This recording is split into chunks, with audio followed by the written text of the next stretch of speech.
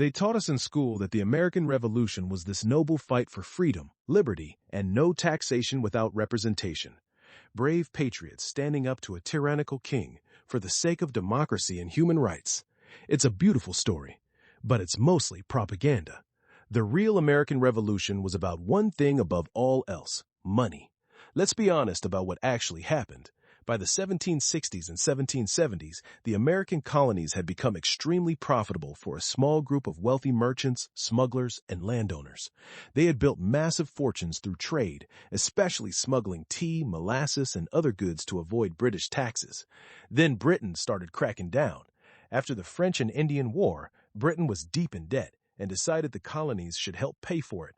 So they passed new taxes: the Sugar Act, the Stamp Act, the Townshend Acts, and finally, the Tea Act. These taxes didn't just hurt regular people, they directly attacked the profits of the richest and most powerful men in the colonies. The Boston Tea Party? It wasn't poor farmers throwing tea into the harbor out of principle. It was organized by wealthy merchants whose smuggling businesses were being ruined by the Tea Act. They dressed up as Mohawk Indians and destroyed the tea to protect their own money.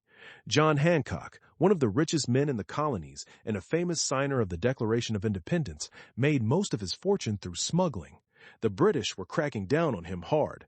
George Washington was a major land speculator who owed money and wanted more Western land that the British were restricting. Many of the founding fathers were deeply in debt to British banks and merchants. The Revolution allowed them to wipe out those debts and seize massive amounts of land. The famous slogan, "No taxation without representation," sounded noble, but the truth is, most of the colonial elite didn't even want representation in Parliament.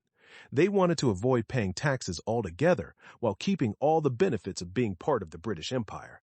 When the war started, it wasn't the average colonist who pushed for independence. It was the wealthy merchant class and large landowners who stood to lose the most financially if Britain kept tightening control. The average farmer or blacksmith? Most of them were actually loyal to the crown or didn't care much about independence.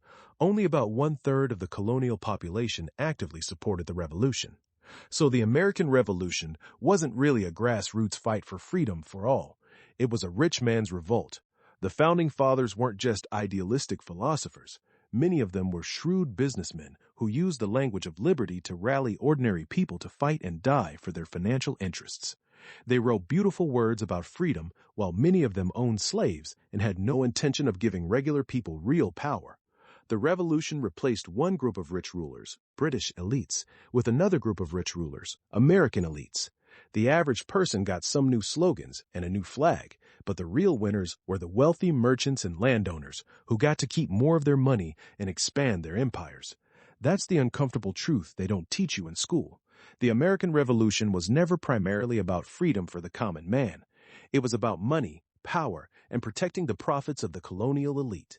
Drop your hottest take in the comments. Was the American Revolution really about freedom, or was it mostly about money and protecting elite wealth? If you want more forbidden history that they don't teach in school, smash like, subscribe, and turn on notifications. See you in the next one.